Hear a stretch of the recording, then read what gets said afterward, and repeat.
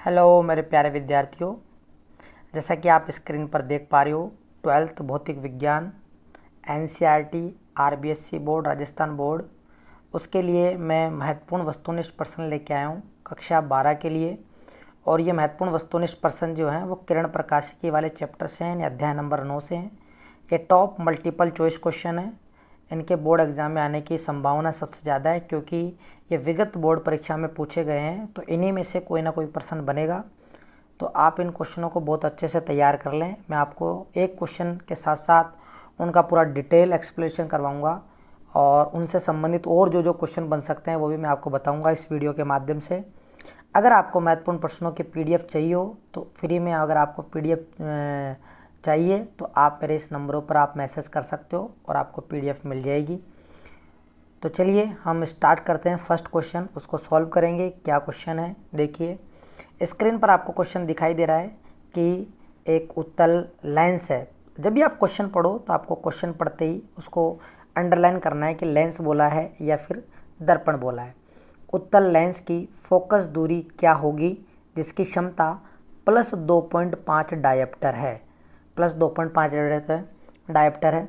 तो बच्चों RBSC board 2022 में क्वेश्चन पूछा गया था, ऑब्जेक्टिव टाइप का है, 1 नंबर का है। अब 1 नंबर अपने को कैसे मिलेंगे?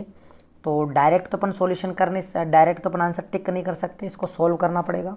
सबसे पहले यहाँ पे आपको क्या दी हुई है? लेंस की क्षमता। लेंस की क्षमता का फॉर्मूला होता है P बराबर 1/f। क्या होता है? P बराबर 1/f होता है। P क्वेश्चन में गिवन है, P क्वेश्चन में गिवन है आपको +2.5।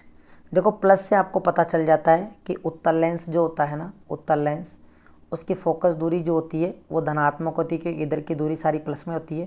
तो यहाँ से सीधा पता चल रहा है कि प्लस से ये कौन सा लेंस है? उत्तल लेंस है। अगर यहाँ पर माइनस होता तो माइनस जो लेंस की क्षमता होती है वो होती है अवतल की, अवतल लेंस की होती है। तो आप यहाँ से आपको एक नया क्वेश्चन मिल गया कि अवतल लेंस की क्षमता कैसी होती है, धनात्मक या ऋणात्मक? तो ऋणात्मक होती है। और उत्तल लेंस की क्षमता कैसी होती है? धनात्मक होती है। ठीक है, तो यहाँ से अपने को ये पता चल गया कि ये उत्तल लेंस है। तो फोकस दूरी भी धनात्मक होगी। अगर क्षमता भी धनात्मक है तो फोकस दूरी भी धनात्मक होगी, और क्षमता ऋणात्मक है तो फोकस दूरी भी ऋणात्मक होगी। तो +2.5 = 1/f। हमसे क्वेश्चन में f ही पूछा है तो हम f कैलकुलेट करेंगे इसका। तो f कैलकुलेट करने के लिए f को इधर ले जाओ और 2.5 को इसके नीचे ले आओ। तो f बराबर हो जाएगा 1/2.5, 1/2.5। और जब अपन लेंस की क्षमता पढ़ते हैं तो लेंस की क्षमता में हम कहते हैं कि फोकस दूरी जो होनी चाहिए वो मीटर में होनी चाहिए। फोकस दूरी किस में होनी चाहिए? मीटर में होनी चाहिए, तब जाकर लेंस की क्षमता का मात्रक डायप्टर आता है। तो यहाँ पे जो आंसर आएगा वो मीटर के अंदर आएगा। अब हम इसको और आगे सोल्व कर लेते हैं। अगर मैं इस पॉइंट को हटाता हूँ तो यहाँ पे नीचे 10 का भाग लगेगा और 10 को ऊपर लेके जाऊँगा तो ये ऊपर हो जाएगा 10/25 हो जाएगा। कितना हो जाएगा? 10/25 हो जाएगा। अब हम इसको काट सकते हैं। 10/25 को काटेंगे तो ये हो जाएगा 5 दूनी 10 और ये हो जाएगा 5 25, यानी 2/5 मीटर हो जाएगा। 2/5 मीटर हो गया। अब मान लो ऑप्शन के अंदर आपको मीटर में आंसर नहीं दे रखा, सेंटीमीटर में दे रखा है। तो क्या करेंगे आप? 2/5 को सेंटीमीटर में बनाने के लिए आप क्या करेंगे? 100 से गुणा करेंगे। तो 100 से गुणा करेंगे तो 2 × 100 करेंगे तो कितना हो जाएगा? 200 हो जाएगा। और 200 में 5 का भाग लगाएंगे तो 40 सेंटीमीटर आएगा। तो इसका जो सही आंसर होगा वो होगा 40 सेंटीमीटर। तो आपको ऑप्शन में 40 सेंटीमीटर जहाँ पर भी मिले आप उस पर टिक कर देना। 40 सेंटीमीटर इसका सही आंसर होगा। यहाँ पे अपन ने नए क्वेश्चन क्या जाने कि एक अवतल लेंस, मैं आपको नेक्स्ट पेज में बता देता हूँ।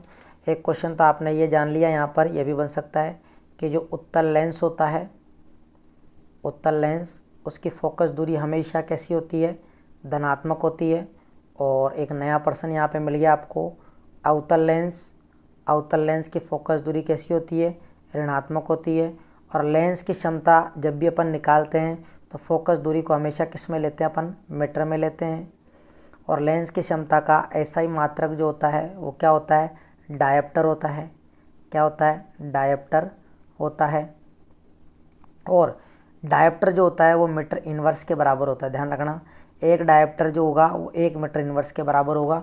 तो इस तरीके से अपन ने क्वेश्चन भी जान लिए एक क्वेश्चन से। तो अब हम बढ़ते हैं अपने नेक्स्ट क्वेश्चन की तरफ। नेक्स्ट क्वेश्चन है हमारा स्क्रीन पर, यदि किसी प्रकाशिक उपकरण का आवर्धन ऋणात्मक हो तो प्रतिबिंब सदैव कैसा बनेगा। तो चलो ये यहाँ पे एक शब्द आया आवर्धन। पहले मैं आपको आवर्धन समझाता हूँ।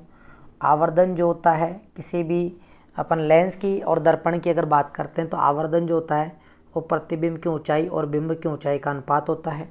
लेकिन प्रकाशिक उपकरणों में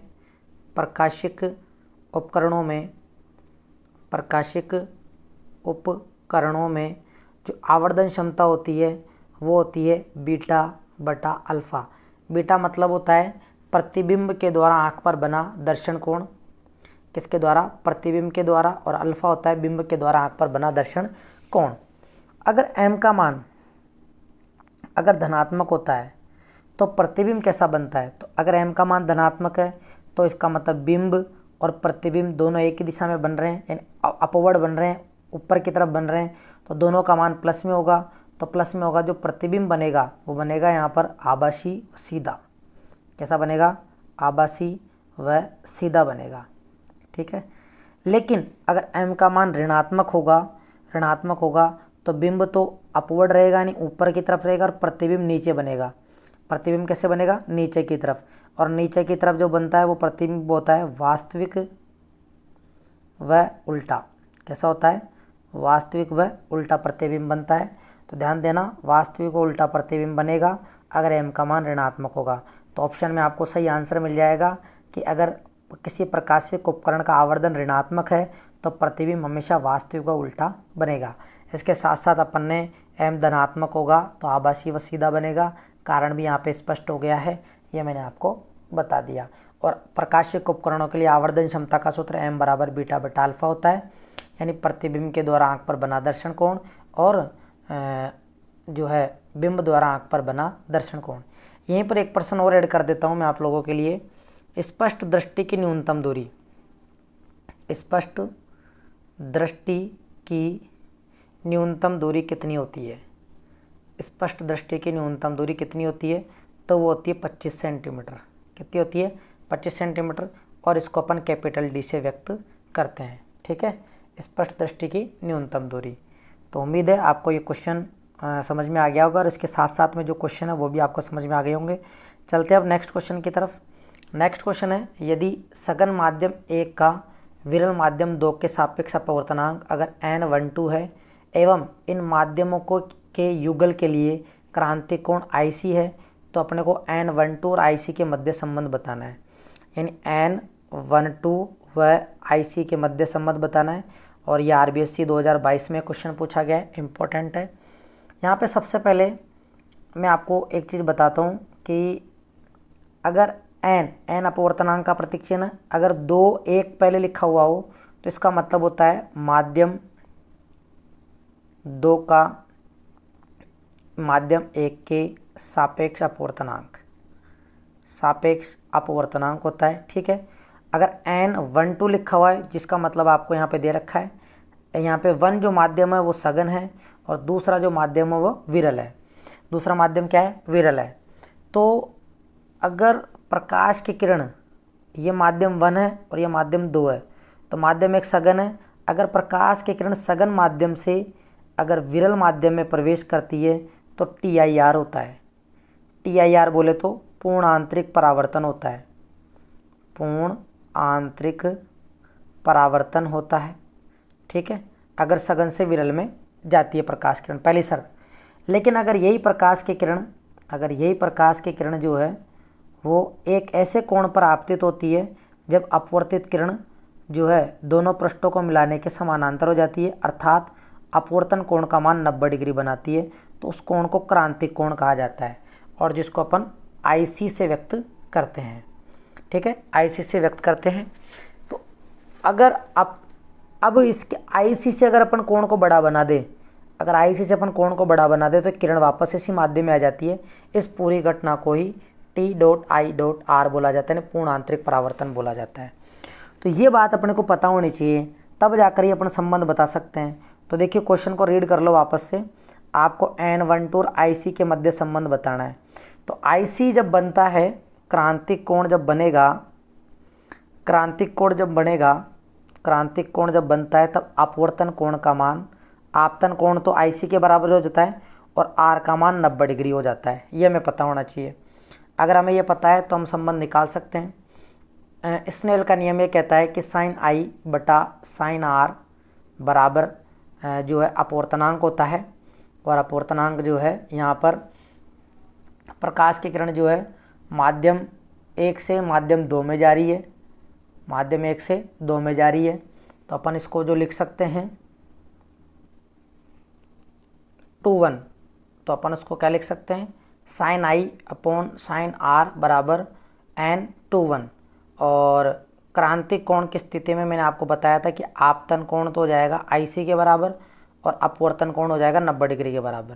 तो अपन लिखेंगे साइन I की जगह क्या लिखेंगे IC, और R की जगह क्या लिखेंगे 90 डिग्री, और n/2:1 क्योंकि प्रकाश की किरण माध्यम 1 से 2 में जा रही है तो माध्यम 2 का 1 के सापेक्ष अपवर्तनांक होगा।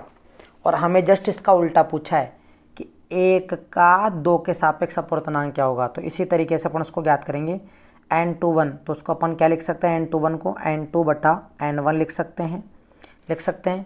साइन 90 डिग्री, साइन 90 का मान कितना होता है, 1 होता है, और ये हो गया साइन IC बराबर, और ये क्या लिखा हुआ n2 बटा n1। अब हमें n12 लगाना है, तो n12 होता है n1 बटा n2, तो n1 को यहाँ ले जाओ, साइन IC को इसके नीचे ले आओ। तो n1 को अपन यहाँ ले गए और साइन IC को इसके नीचे ले आए। अब बचता है n2 इसके गुणा में, तो गुणा में है तो इधर जाएगा तो किस में चला जाएगा, भाग में। तो ये बन गया n1 बटा n2 बराबर 1 अपॉन साइन IC। n1 बटा n2 को अपन क्या लिख सकते हैं, n12 लिख सकते हैं, इक्वल में क्या आएगा 1 अपॉन साइन IC। तो क्या रिलेशन निकल के आया, n12 को अपन बोल सकते हैं 1 अपॉन साइन IC बोल सकते हैं, 1 अपॉन साइन IC बोल सकते हैं। और अगर आपसे अगर जस्ट n21 का रिलेशन पूछता तो n21 तो केवल साइन IC के बराबर ही होता। n21 किसके बराबर होता, केवल साइन IC के बराबर होता। हमसे n12 पूछा है तो n12 1 अपॉन साइन IC होगा। उम्मीद है आपको इस प्रश्न का जवाब समझ में आ गया होगा, और इससे संबंधित जो और भी बातें थी वो भी मैंने यहाँ पे डिस्कस कर ली है। इस तरीके से अपन जो है अगले जो वीडियो मैं आप लोगों के लिए लेकर आने वाला हूँ उसमें भी इसी तरीके से हर क्वेश्चन का जवाब भी मिलेगा, और उससे संबंधित और क्वेश्चन भी मैं आपको यहाँ पे बताऊँगा। तो आप मुझे कमेंट बॉक्स में ज़रूर बताना कि आपको ये वीडियो कैसे लग रहे हैं, आपके लिए यूज़फुल है या नहीं। कमेंट बॉक्स में ज़रूर बताएं और अपने दोस्तों को शेयर करें, और चैनल को लाइक नहीं किया है तो लाइक करें और सब्सक्राइब कर लें प्लीज़। अब यहाँ पे नेक्स्ट जो क्वेश्चन है इस वीडियो का वो है, यदि सूक्ष्मदर्शी में अभिदर्शक एवं नेत्रिका का आवर्धन MO एवं ME हो क्रमशः, अभिदर्शक का तो MO है और नेत्रिका का ME हो, तो सूक्ष्मदर्शी की कुल आवर्धन क्षमता M होगी, और ये RBSC 2024 में पूछा गया है। तो संयुक्त सूक्ष्मदर्शी तो आप जानते होंगे, संयुक्त सूक्ष्मदर्शी में जो वस्तु की तरफ होता है वो अभिदर्शक लेंस होता है, जो आँख की तरफ होता है वो बड़ा लेंस होता है, अभिनेत्री बोलते हैं उसको, ठीक है। और अभिदर्शक लेंस की आवर्धन क्षमता MO है और ये ME कहला रही है। तो इस लेंस के द्वारा जो प्रतिबिंब बनेगा और फिर ये प्रतिबिंब इसको और बड़ा बना देगा यानी गुणा में, तो हम कह सकते हैं कि जो आवर्धन क्षमता प्राप्त होगी M, वो पहले वाले लेंस की आवर्धन क्षमता और दूसरे वाले लेंस की आवर्धन क्षमता के गुणनफल के बराबर होगी, अर्थात MO बराबर MO गुणा ME होगा। M बराबर क्या होगा, MO गुणा ME आवर्धन क्षमता। इस तरीके से अपन यहाँ पे संयुक्त सूक्ष्मदर्शी की कुल आवर्धन क्षमता निकालते हैं, MO अभिदर्शक लेंस की और ME अभिनेत्री लेंस की। एक और बात, यहाँ पे जो अभिनेत्री लेंस है सेम सरल सूक्ष्मदर्शी की तरह व्यवहार करता है, ये बात ध्यान रखना, सरल सूक्ष्मदर्शी की तरह व्यवहार करता है, तो इसलिए अपन ME के सारे सूत्र सरल सूक्ष्मदर्शी वाले काम में लेते हैं। तो ये हो गया संयुक्त सूक्ष्मदर्शी की आवर्धन क्षमता। नेक्स्ट है इसके बाद क्वेश्चन, इस वीडियो का नेक्स्ट क्वेश्चन है, और वो नेक्स्ट क्वेश्चन क्या है देखिए, किसी समतुलोत्तल लेंस की फोकस दूरी, और ये क्वेश्चन CBSE बोर्ड एग्जाम में 2024 में पूछा गया है, बहुत महत्वपूर्ण क्वेश्चन है। देखिए, समतुलोत्तल लेंस की फोकस दूरी पानी में डुबोने पर बढ़ जाती है। पहला कथन तो ये, इसमें हमें सारे कथन पढ़ने पड़ेंगे। आपतित प्रकाश की तरंग दैर्ध्य में कमी होने के कारण बढ़ जाती है, इसके पृष्ठों की वक्रता त्रिज्या में कमी होने पर बढ़ जाती है। मुख्य अक्ष के अनुदिश दो सर्वप्रथम भागों में कट जाने पर घट जाती है। इस लाइन से तो कोई लेना देना नहीं मिल रहा है मेरे को। समतल लेंस की फोकस दूरी पानी में डुबोने पर बढ़ जाती है, तो ऐसा तो कहीं है नहीं, पानी में डुबोने पर ये बढ़ जाएगी, घटनी चाहिए। इस केस में हमें जो लेंस जो बना हुआ है उसका अपवर्तनांक नहीं दे रखा है, तो हम इस आंसर को कंसिडर नहीं करेंगे। हम इस आंसर को कंसिडर करेंगे कि इसके पृष्ठों की जो वक्रता त्रिज्याओं में कमी होने पर लेंस की फोकस दूरी बढ़ जाती है। तो आपने एक सूत्र देखा होगा, 1/f बराबर n21-1 1/r1 1/r2 होता है। तो 1/r1 1/r2 को अगर अपन सोल्व करें तो r1 r2 upon r2 minus r1 हो जाता है। क्या हो जाता है? r2 माइनस r1 अपॉन ये हो जाता है। और अगर इसको अपन पलटें है ना, तो क्या हो जाएगा? ये पलटने पर r1 r2 बटा r2 माइनस r1। अगर अपन लेंस